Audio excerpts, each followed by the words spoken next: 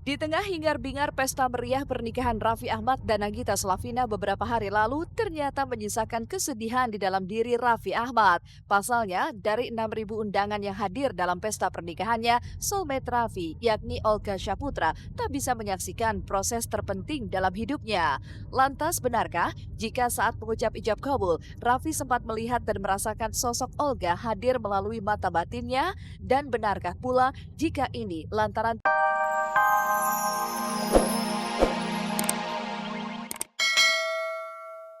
Halo selamat siang pemirsa, bagaimana kabar Anda hari ini? Semoga baik-baik saja. Seperti biasa selama 30 menit ke depan, saya Libra Akila akan menemani Anda untuk mengungkap fakta dan realita lewat mata kamera hanya di Celeb On Cam. Ya, kalau saya sih maksudnya saya berharap di sini cuma yang ngarepin supaya eh, nggak ada lagi aja gitu. Maksudnya ya dia udah janji sama saya untuk nggak keras dan saya yakin, saya percaya bahwa Gali nggak akan gitu. Gali nggak akan gitu.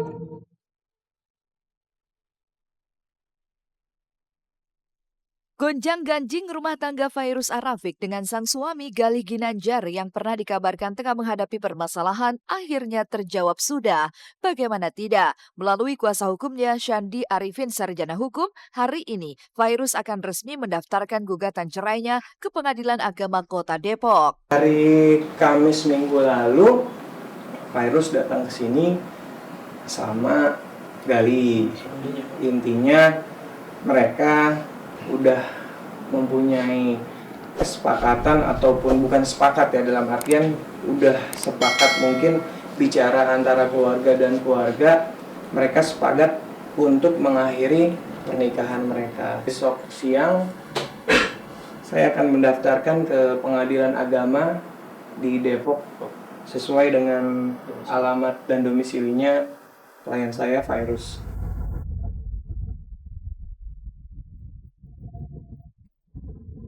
Dalam gugatan cerainya yang akan didaftarkan hari ini, Fairuz dan Galih telah sepakat untuk tidak memperebutkan soal hak asuh anak mereka. Lalu bagaimana dengan pembagian harta gono gini yang jamak diributkan pasangan yang akan bercerai?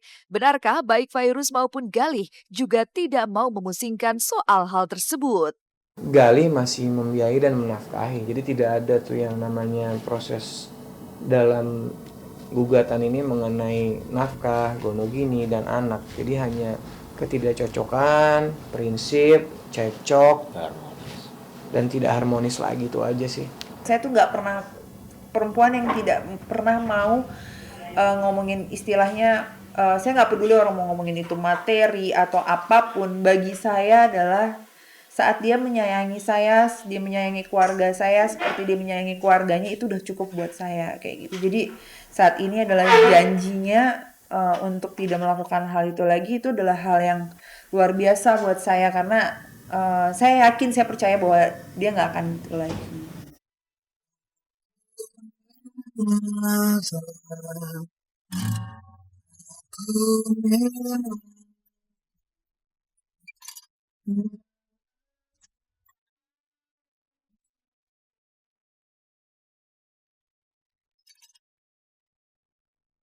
Kabar soal perceraian Fairuz dan Galih memang bukanlah hal baru. Pasalnya, di pertengahan tahun 2013 lalu, pasangan yang menikah selama 3 tahun ini juga dikabarkan telah pisah ranjang dan nyaris bercerai.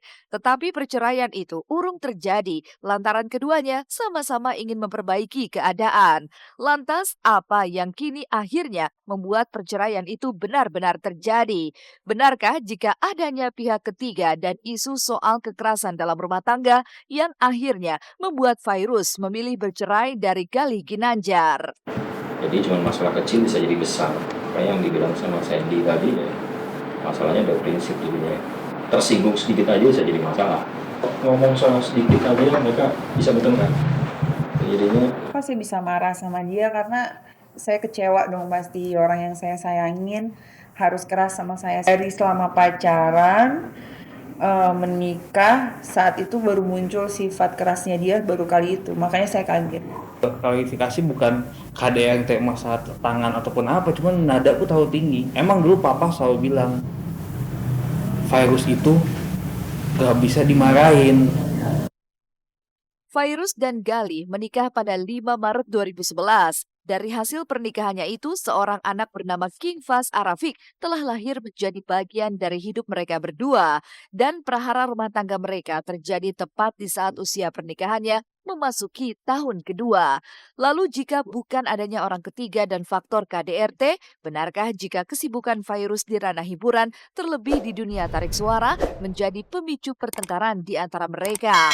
Dan benarkah jika tidak jelasnya faktor ekonomi dan pendapatan Galih yang akhirnya membuat Virus nekat kerja banting tulang? Kalau mengenai ekonomi mereka tidak. Kalau saya gali semua, saya bicara sama Mas Kris kemarin, kayaknya tidak ada pembicaraan mengenai ekonomi, tapi mengenai prinsip. Mungkin waktu ya, mungkin yang satu syuting, yang satu juga syuting, pulangnya mungkin ketemunya juga tidak matching pada saat mereka di rumah, yang satu harus keluar, lebih ke prinsip ya.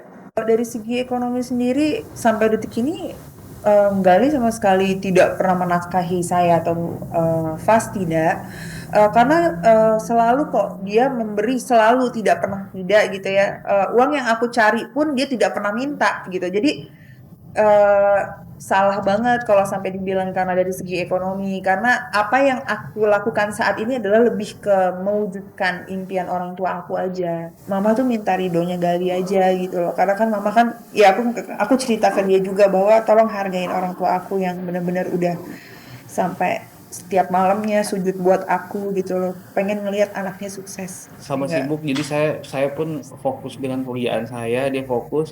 Ya tapi kalau begitu nyampe ke rumah, biasa kita pulang ada yang halo, jadi akhirnya ya gitu deh, hambar aja. Emang sebuah rumah tangga itu pasti ada pasang surut, pasti ada masalah. Dan kemarin itu terjadi sama, ya harusnya kehidupan saya sama Virus gitu.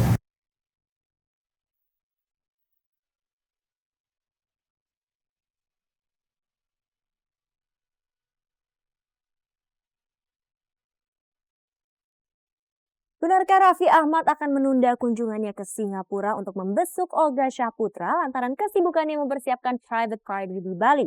Saksikan pesan sesaat lagi setelah yang satu ini.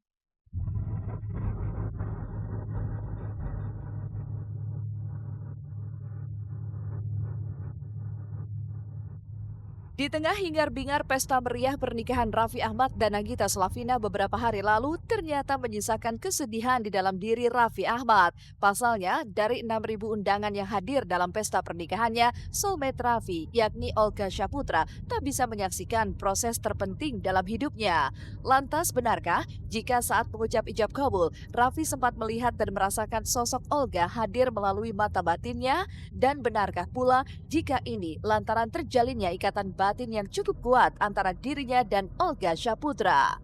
Ada si Olga juga gitu, maksudnya aduh orang berdua kok nggak bisa menyaksikan saya di sekarangnya, tapi apapun itu bikin kita semua pasti kepikiran juga, sempat bikin kita down juga. Cuman kita sebagai sahabat di sini berusaha untuk, ini kan hari sekali seumur hidupnya untuk Raffi dan Gigi, mungkin nggak akan terulang lagi gitu seumur hidup. Jadi kita berusaha untuk tidak membumbu-bumbui dengan rasa sedih. Tanggapan pasti semuanya yang pernah merasa dekat dengan dia, apalagi hari-hari kerja bareng, itu kan ada hubungan emosional dong. Iya, itu pasti ya udah lebih daripada saudara. Jadi kalau dia merasa menderita, pasti temennya juga akan merasa menderita juga. Pasti kalau dia sedih, pasti temennya juga merasa sedih. Olga kan lagi tuh pernah bilang sama Raffi, lu jangan nikah dulu sebelum gua nikah gitu. Tapi kalau misalkan ada Yoga juga pasti Raffi dia ngomong kayak gitu. Tidak hadirnya sosok Olga pada pernikahan Raffi dan Nagita seakan membenarkan kondisi Olga yang kabarnya masih berada di ruang ICU sebuah rumah sakit di Singapura. Bahkan belum adanya kepastian kapan komedian serba bisa ini akan segera pulang ke tanah air, memancing sebuah asumsi jika Olga masih terus berjuang melawan sakit meningitis yang dideritanya. Lantas benarkah jika Olga butuh waktu lama untuk bisa sembuh seperti semula? Potensi istilahnya perawatan secara intensif itu berapapun jangka waktu yang dibutuhkan ataupun diperlukan dalam proses pemulihan recovery otak-otak memang otak atau sel-sel saraf yang ada di dalam otak itu memang kadang-kadang butuh waktu yang sangat lama. Selama kondisinya masih sangat stabil dan baik dan respon daripada pasien dalam hal ini adalah Olga baik ya insya Allah mungkin selalu ada perbaikan. Seperti di rumah sakit juga saya melihat kehadiran Raffi yang hampir setiap malam ya.